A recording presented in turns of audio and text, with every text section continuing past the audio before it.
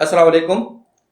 آج میں آپ کی خدمت میں حاضر ہوں وہ ٹپس لے کر جن کے ذریعے میں آپ پر یہ واضح کروں گا کہ اردو میں اچھی تحریر کیسے لکھی جائے۔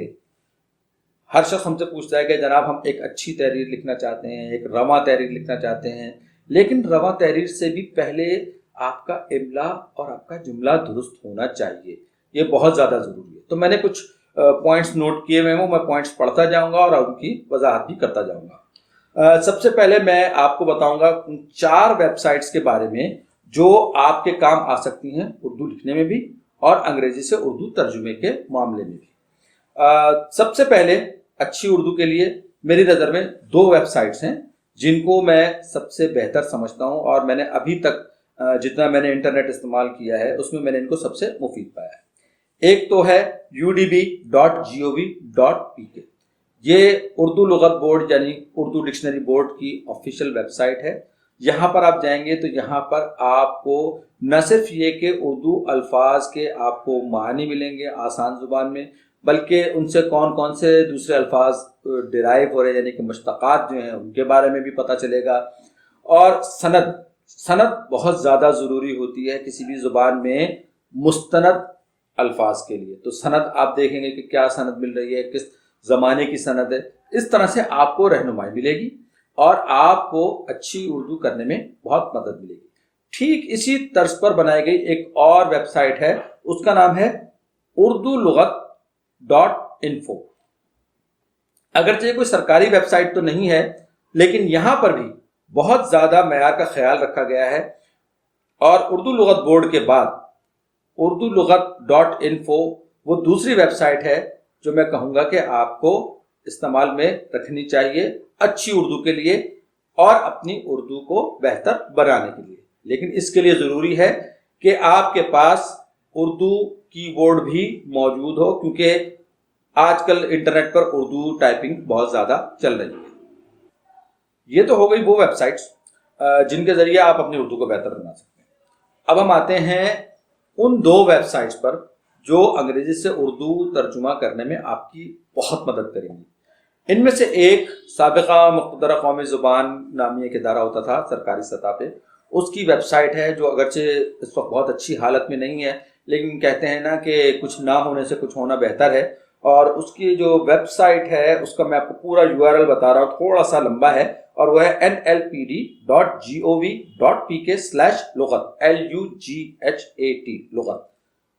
آپ یہاں پر جائیں گے، آپ کو باقاعدہ ایک ٹیکسٹ باکس ملے گا، اس میں آپ انگریزی کا لفظ ٹائپ کریں گے اور اس کا اردو ترجمہ آپ کے سامنے نیچے آ جائے گا۔ یہ اس کا بہت سادہ سا انٹرفیس ہے اور اس میں بہت زیادہ آپ پیچیدگی نہیں کر سکتے۔ اگر کوئی لفظ آپ نے انگلش کا غلط ٹائپ کر دیا تو یہ کریکٹ بھی نہیں کرتا۔ دوسری جو ویب سائٹ ہے وہ ہے اردو انگلش ڈکشنری.org۔ یہ مجھے پتہ چلا ہے کہ برطانیہ میں رہنے والے کچھ ہمارے پاکستانی ہیں جن کو اردو کا بہت شوق ہے، انہوں نے یہ ویب سائٹ بنائی ہے، اور اس میں آپ کو اچھی خاصی چیزیں تفصیل کے ساتھ بھی مل جاتی ہیں، اور اس کی سرچ جو مقتدرہ قومی زبان والی جو آن لائن انگریزی اردو لغت ہے اس سے خاصی بہتر ہے۔ یہ تو ہو گئی آن لائن لغات کی بات۔ اب کچھ چیزیں ایسی ہیں جو میں چاہوں گا کہ آپ اگر سائنس لکھ رہے ہیں، انگریزی سے اردو ترجمہ کر رہے ہیں، کیونکہ میرا تعلق اردو زبان میں سائنسی صحافت سے ہے، اردو زبان میں عوامی سائنسی ابلاغ سے ہے، تو میں جو بھی بات کروں گا وہ اردو کے حوالے سے ہی کروں گا۔ تو اسی تناظر پہ رکھتے ہوئے اپنی ساری گفتگو کو ہم آتے ہیں ان ٹپس کی طرف یا ان احتیاطی تدابیر کی طرف جو آپ کو بہت فائدہ پہنچائے گی انشاءاللہ اس وقت جب آپ اردو میں سائنس لکھنا شروع کریں گے۔ تو اس میں سب سے پہلی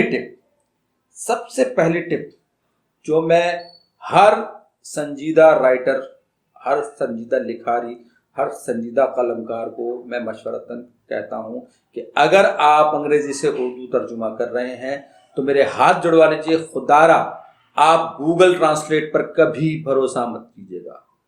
یہ آپ کو درست چیزیں کم دیتا ہے، غلط چیزیں زیادہ دیتا ہے، اور اس میں ترجمے کا معیار اتنا گھٹیا اور اتنا گیا گزرا ہے کہ اس سے تو بہتر یہ ہے کہ بندہ خود محنت کر کے الفاظ معنی تلاش کر کے اس سے بہتر ترجمہ خود کر لے۔ تو غلط ترجمہ کرنے سے کہیں بہتر یہ ہے کہ آپ تھوڑی سی مشقت کیجئے اور ترجمہ خود کیجئے۔ دوسری چیز، جب ہم سائنس کی بات کرتے ہیں تو انگلش میں بہت سارے سائنس کے الفاظ جو خاص طور پر اصطلاحات ہوتی ہیں وہ ہمارے سامنے آ جاتی ہیں۔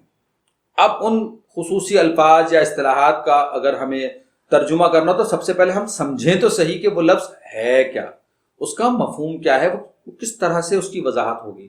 تو اس میں آپ ایک گوگل میں آپ کے پاس ایک آپشن ہوتا ہے جس کو ہم آپریٹر کہتے ہیں، وہ ہے ڈیفائن یا ڈیفینیشن کا آپریٹر۔ اگر آپ کو کسی مشکل لفظ کا مفہوم سمجھنا ہو تو سب سے پہلے آپ گوگل پہ جائیں گے، google.com پہ، اس کے بعد جو اس کا ٹیکسٹ باکس آتا ہے، سرچ باکس، وہاں پر آپ وہ اصطلاح یا وہ لفظ لکھیں گے۔ مثال کے طور پر آپ کو فزکس کی ڈیفینیشن چاہیے کہ ایک لفظ ہے فزکس، اس کی ڈیفینیشن کیا ہے، یہ کیا چیز ہے، تو آپ physics space definition DEFINITION definition یا ڈیفائن DEFIN ڈیفائن لکھ کر آپ جب انٹر کریں گے تو آپ کو فزکس کی وضاحت سب سے اوپر لکھی ہوئی مل جائے گی۔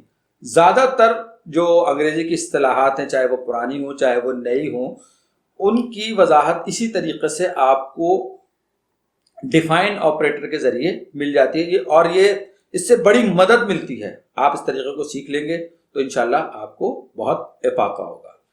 آج کا لیکچر میں یہیں ختم کر رہا ہوں۔ آج ہم نے آپ کو اردو اچھی کرنے کے بارے میں 2 آن لائن ڈکشنریز کے بارے میں بتایا، پھر ہم نے 2 آن لائن ڈکشنریز ایسی ہیں جو انگریزی سے اردو ترجمے کے معاملے میں آپ کی مدد کریں گی۔ اس کے بعد ایک ٹپ کہ گوگل پر کبھی بھروسہ نہ کیجیے، اور اس کے بعد ہم نے یہ بتایا کہ اگر کسی مشکل لفظ یا کسی اصطلاح کے بارے میں آپ کو مزید جاننا ہو تو آپ کس طرح سے اس کو سرچ کریں گے ڈیفائن آپریٹر استعمال کرتے ہوئے۔ اس کے ساتھ ہی مجھے اجازت دیجیے، اللہ حافظ۔